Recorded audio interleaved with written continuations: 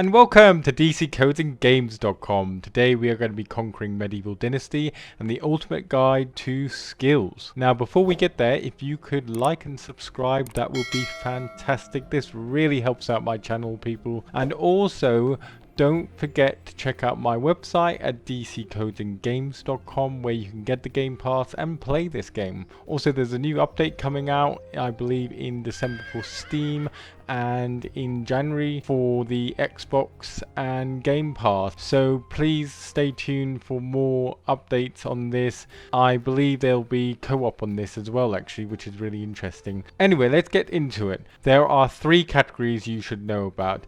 There are technology, there's skills, and there's also reputation. Now the technology skills are building, survival, farming, and production. Now with the building skills, the first thing you'd want to do is start to chop down some trees. This will help you level up also in your skills for extracting, and then chopping them down will give you a skill point, but then also chopping them again will give you an extra skill point. Also bear in mind the types of trees that you chop down will have more points. So for an example, a birch tree is the lowest skill point, then it would be a pine wood, and then it would be a maple tree would be the highest points. The more points don't come in to the initial chopping, it's when you then chop it up into 3 logs, and that will become more points for you depending on the type of tree. Now for your building technology, once you've gained some logs, you can then build buildings, and in terms of material you build it with will mean how many points you gain for building the building. So if you built it with wattle, it will be less points than stone. So it's wattle, wood, and then stone being the highest point. Now for the roofs, you want to have a wooden roof for the highest one, and then all the ones below are lower points, thatch being the lowest. Now gaining survival technology, you'll actually have to fish, you'll have to pick berries, picking up stone, picking up different plants, etc. will gain you points. Now farming is a good one because this actually levels up your skill and it levels up the technology, so the buildings you can acquire, and skills meaning the skills you gain from this as well. This would be setting up a field, grubbing it, then ploughing it, then seeding it, then picking it when it comes to the season to pick the plants, etc. For each of these that you do, you will gain a point. Farming also means if you breed your animals, that will help also for the farming technology and gain you more buildings you can acquire. So production technology, this helps with acquiring buildings like blacksmith, sewing buildings, etc. This will also help with the crafting skills. You can actually go to a woodshed, or you can go into your inventory and then craft stuff, and it actually is interesting because if you craft more high-end stuff like stone instead of just wood, then you're going to get more points from that. So a stone axe would be more than a wooden shovel or something like that. Also, if you're going to craft firewood, don't craft it from your inventory because you don't actually gain points by doing this. And the better way is to go to the woodshed and then craft it this way, you will gain points. Now the skills points, well, this sort of covers some of what I've said in the technology because they sort of link together some of these. But you have extracting, you have hunting, you have crafting, you have farming, you have survival. Now the extracting you can do, as I said, chopping down wood, which is probably the most effective, or you can go and mine ores, etc.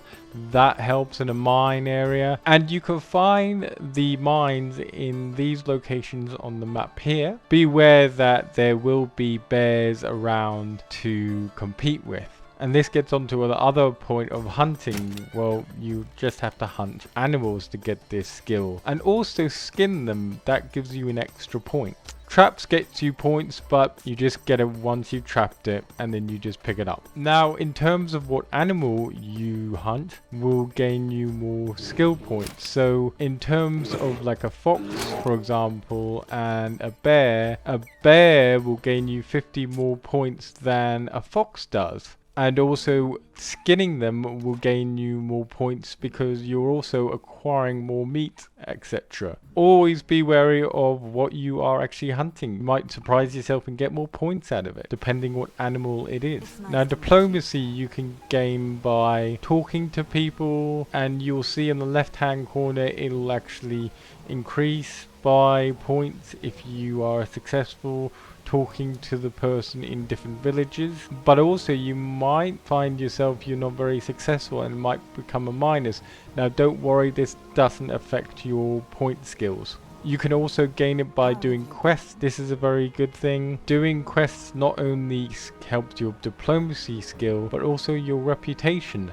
And also it helps you gain people to your settlement. So other people from the settlement can go to your village, and actually then you can assign them to work. And whatever they're working on, they'll actually automatically increase the technology side without you having to do anything. So you could be strolling along the river and then suddenly you have this technology skill or availability for other buildings. You were like, but I didn't do anything. Well, that's because the people are already leveling up your technology skills. Now that doesn't work for skills. So skills you actually have to put in the work for it. Now getting back to diplomacy, also you can actually sell off different materials. Now the more valued materials you'll get more points for, but it's also better to sell off seeds if you can and stuff, because they also weigh less, that you can get quite a hefty amount of coin for it. Now all the other skills like survival, farming, they're linked into the technologies. Also another trick with diplomacy is to sell off animals that are getting to old age, and this will help you with diplomacy as well. Another thing is when you start making skill levels and points, etc., you'll probably want to go for the skill knowledge. Now there's different ones for all these like extracting, etc. You'll want these because they will increase your experience by a percentage. So initially it will be 5% and then it will increase. Now there are other skills that you will want to acquire which have only got one level, and that's like handyman, survival sense, empathy, village whistler. This is a very essential one. This summons your horse so that you don't have to keep going back to the stable and then getting on it. I think it's a very good one, because what's the point in having a horse if you can't get him to come where you want and then ride him, right? There's one for tracking animals.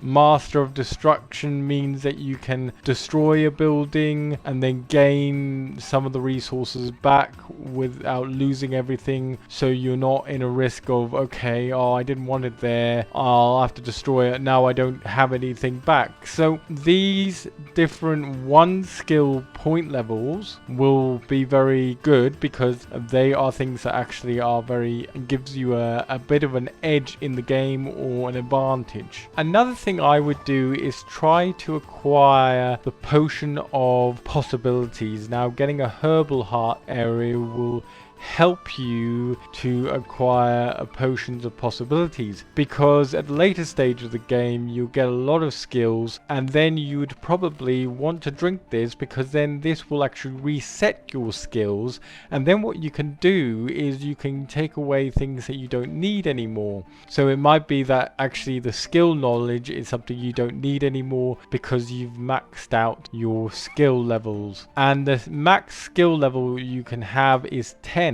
So if you notice that actually you've got a lot of other skills you can acquire but you're not leveling up or nothing's happening, well, this is the reason that you can only have 10 on a certain skill. It's the same to your NPCs, they can only have a skill level of 10 max. So this is why it's probably a very good idea to do the potion of possibilities at a later stage, because you know that you can't gain in areas that you might want to now, and you might want to get rid of some of what you have, like the experience knowledge points, because you've got all the experience you want, so that doesn't actually do anything to you. In the next thing is I would also put your customization game up, and I would increase your gain XP by 1,000 if you want to level up really quickly, and also your building limit up. This will help you gain more building technology because you'll have the ability to actually build more buildings, which is great. Also, craft quickly would be great because it means that you can craft a lot of items in one go, meaning that you can level up this way quicker in the game. I've also just made myself build things quicker because it just takes a long time when you're building one building. So having this option just makes you go through everything quickly, and it will be much easier for you. I hope that all makes sense, and do comment in the comment section below what you thought, and I'll see you on the next one.